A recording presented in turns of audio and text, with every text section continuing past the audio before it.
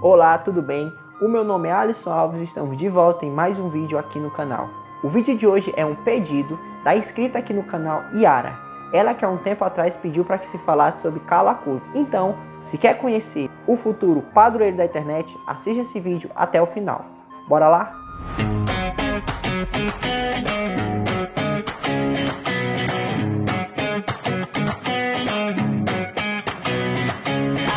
Carla Kurtz nasceu no dia 3 de maio de 1991, na Inglaterra, mas viveu a maior parte da sua vida na Itália. Os pais de Carla Kurtz eram católicos, mas não viviam muito bem a sua fé. Foi a babá de Carla Kurtz que lhe ensinou as práticas e devoções católicas. E ele, cheio de perguntas, questionava sua mãe. Ela, não sabendo responder, procurou um padre pedindo conselho do que falar, do que dizer. Ele respondeu para que ela estudasse e conhecesse mais a sua fé para que pudesse ensinar seu filho. E assim a mãe de Carla Kurtz fez e começou um processo que ela mesma reconhece de conversão. Desde pequeno, Carla Kurtz era um grande devoto de Nossa Senhora e tinha um amor muito grande por ela.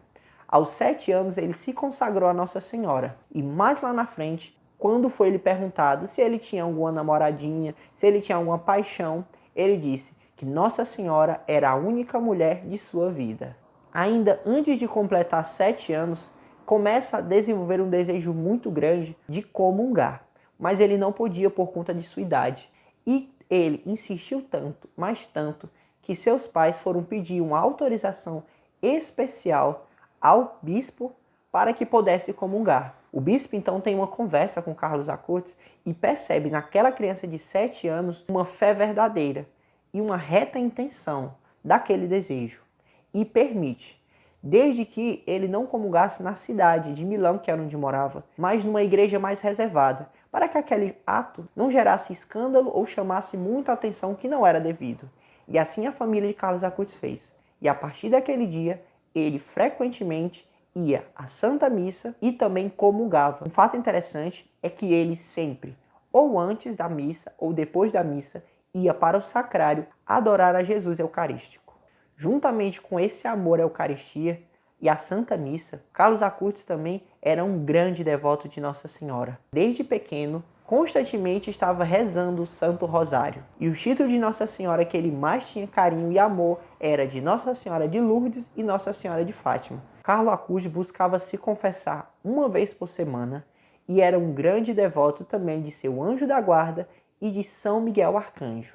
A família de Carla Kurtz era uma família muito rica, mas também muito reservada. Isso vai impactar muito na vida dele. Certa vez, o pai de Carla Kurtz queria fazer uma viagem a Jerusalém e perguntou ao jovem se ele gostaria que aquela fosse a viagem de família, tendo o amor que o garoto tinha pela igreja, ao que ele respondeu que não precisava ir à terra onde Jesus pisou, pois em cada sacrário, ali ele encontrava verdadeiramente o Cristo, aquele que passou por Jerusalém, mostrando então a fé madura e a compreensão que aquela criança tinha de que a Eucaristia verdadeiramente é o corpo e sangue de Jesus. Mas, voltando um pouco para o cotidiano, Carlos Kurtz era muito conhecido na escola por apoiar, por conversar com aqueles alunos e colegas que passavam por dificuldade.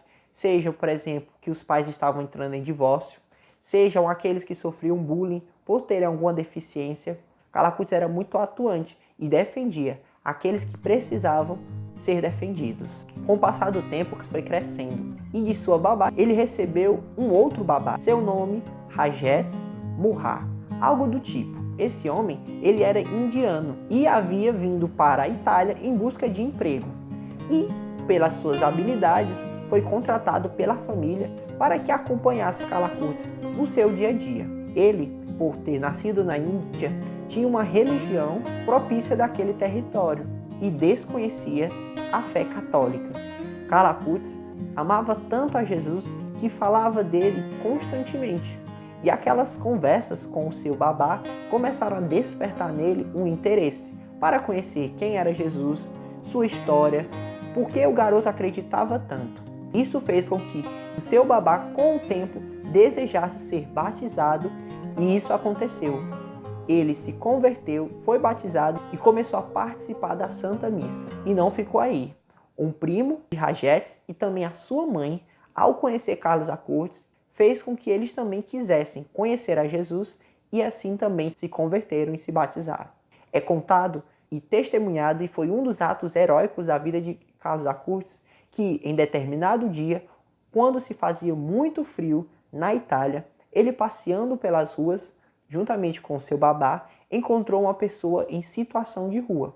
E ele imediatamente retirou seu casaco e deu para aquela pessoa, sem se preocupar com o frio que ele iria passar. E assim ele retornou para casa no frio. Também é muito conhecido as roupas que Carlos Acortes usava. Pode-se pensar até mesmo que ele só tinha aquela roupa, quando na verdade, sim, ele tinha pouquíssimas roupas, pois, mesmo seus pais tendo condição, o garoto não era consumista, e se ganhava um sapato, uma roupa nova, ele a guardava para doação, ficando sempre usando as mesmas roupas ali até elas se desgastarem completamente. E muitas foram as obras de caridade, doando roupa, doando alimento para quem necessitava. Carlos Acortes ele tinha uma habilidade muito grande com computadores, e isso fez com que nascesse no coração dele o desejo de evangelizar através das tecnologias, como o computador. E assim ele iniciou, primeiro estudando e lendo sobre as aparições de Nossa Senhora e também os milagres eucarísticos. E ele foi catalogando um por um. Então, dessa paixão, surgiu o site que em 2005 entrou no ar. Site esse que está em funcionamento até os dias de hoje e que nele temos catalogado todas as aparições de Nossa Senhora e os milagres eucarísticos. Carlos Acortes gostava de jogar videogame, gostava de ler quadrinhos, de editar vídeos, de assistir filmes. Um jovem comum, mas que era reconhecido pelas suas virtudes, mesmo mexendo muito em computadores, em tecnologia. E após sua morte, durante a perícia, para a causa de sua beatificação, seu computador foi feita uma verdadeira busca para que se encontrasse algo, mas não encontraram nada. Nesse instante eu citei a questão do PlayStation, mas olha a vida virtuosa do garoto. Ele só se permitia a jogar 1 hora por semana, mas infelizmente no dia 1º de outubro, Carlos Acortes começou a sentir dores na garganta e febre, e levado ao hospital, primeiramente foi diagnosticado somente com uma inflamação. No dia 8 de outubro foi diagnosticado com leucemia aguda. Carlos Acortes ofereceu todo o seu sofrimento pelo Papa, pela Igreja e por Nosso Senhor, unindo-se e aceitando a cruz que estava se aproximando dele. Mesmo sentindo grandes dores, os médicos testemunham que muitas vezes Carlos Acortes tinha um rosto sereno, uma paz que vinha dele. No dia 11 de outubro de 2006, ele teve morte cerebral e no dia seguinte veio a falecer. Com 15 anos morria Carlos Acortes. O fato chocou toda a família, mas muitas coisas iriam acontecer a partir daquele dia. O primeiro fato que chamou a atenção da mãe de Carlos Acortes foi que quando no dia do enterro foram surpreendidos pela multidão de pessoas que foram ao seu velório. E ela, surpreendida com isso, se perguntava, ou eles mesmos testemunhavam, as obras de caridade que Carlos Acortes fazia na região. As últimas palavras de Carlos Acortes também foram muito consoladoras para sua mãe e atestavam a sua fé e a sua certeza do céu. Mãe, não tenha medo. Desde que Jesus se fez homem, a morte se tornou passagem para a vida e não precisamos fugir dela. Preparemo-nos para experimentar algo extraordinário na vida eterna.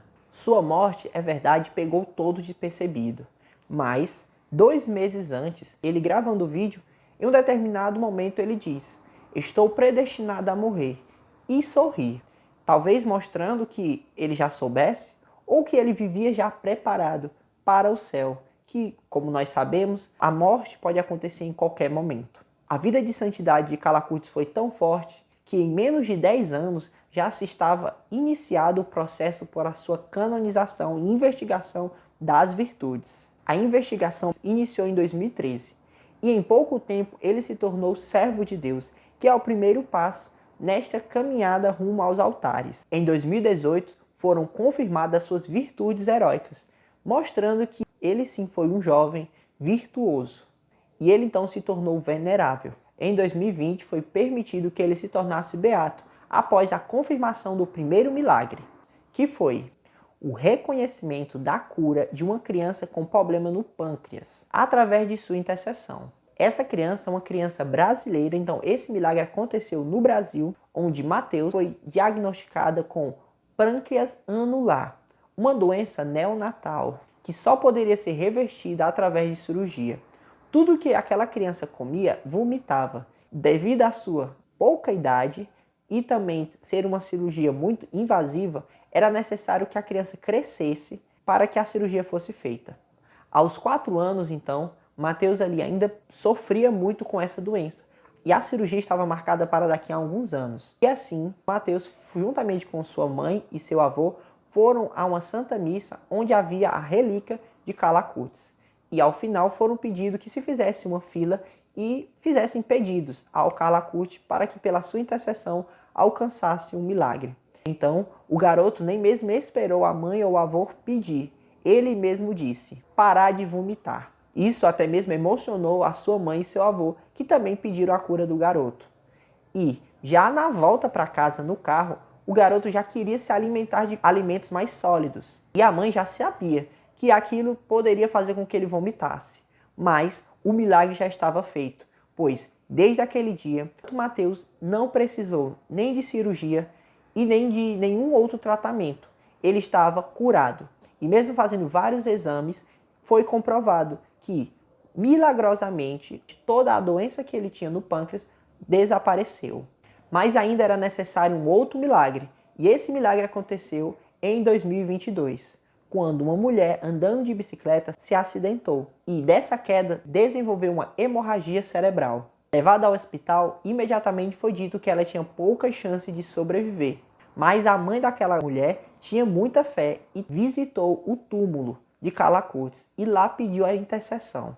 A mulher, no outro dia após a mãe visitar o túmulo de Calacutes, acordou como se nada tivesse acontecido e já respirando sem aparelhos, começou a andar pelo hospital, sem nenhum indício de hemorragia. Isso permitiu que em 2024 fosse autorizada a sua canonização. A cerimônia estava prevista para o dia 27 de abril de 2025, neste ano, mas devido ao falecimento do nosso querido e amado Papa Francisco, houve um adiamento para setembro deste ano. Então, Calacutes vai ser canonizado no mês de setembro. E trago uma reflexão. Calacutes, mesmo jovem, buscou e desejou a santidade, não só alcançando ela, mas sendo um farol mostrando que é possível. Mesmo na época que estamos, com a internet, com tantas novidades surgindo a cada minuto, é possível alcançar a santidade. É possível amar a Jesus, independente da sua idade, da sua condição financeira. Calacutes nos ensina a amar a Jesus na Eucaristia, como ele mesmo vai dizer. Quanto mais Eucaristia recebemos, mais nos tornamos como Jesus, para que nessa terra tenhamos uma antecipação do céu. Outra frase muito forte de Calacutes é quando ele vai dizer: todos nascemos como originais, mas muitos morrem como fotocópia. Ele, que já é dito como o padroeiro da internet e também o padroeiro dos gamers, sendo o primeiro santo a ter esses dois títulos. Talvez, até mesmo ao olhar para as imagens de Calacutes, você seja chamado a atenção pela roupa que ele usava. O tênis, o jeans, as blusas, as mochilas, o celular, o computador.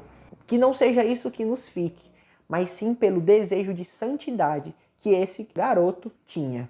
Que possamos olhar para Calacutes e buscar as suas virtudes, não só o seu modo de se vestir. E para terminar, esta frase de Calacutes: a tristeza é um olhar voltado para si mesmo, e a felicidade é um olhar voltado para o céu.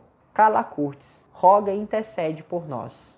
Esse foi um vídeo e o meu agradecimento vai para a sugestão da Yara. E se você também quer fazer uma sugestão, escreve aí embaixo que eu vou estar procurando estudar, ler sobre e trazer para vocês. Então, o meu nome é Alisson Alves e esse foi o vídeo dessa semana. Até a próxima!